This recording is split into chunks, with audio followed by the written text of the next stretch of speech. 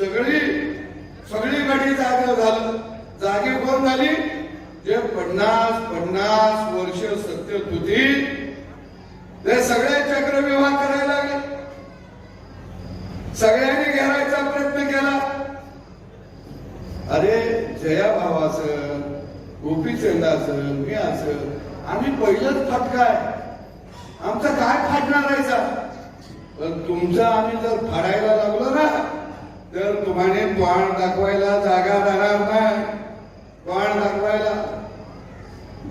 आणि म्हणून इथं जमलेल्या सगळ्या शेतकरी भावांना, माय माऊलीला सांगतो की गोपीचंद पडळकर हा एकटा नाही.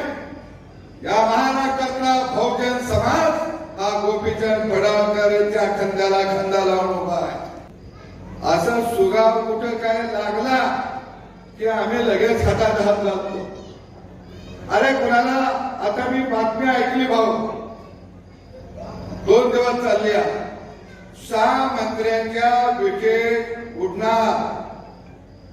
या आताच्या कलियुगातल्या संजयला स्वप्न पडलं. तो काही महाभारतातला नाही.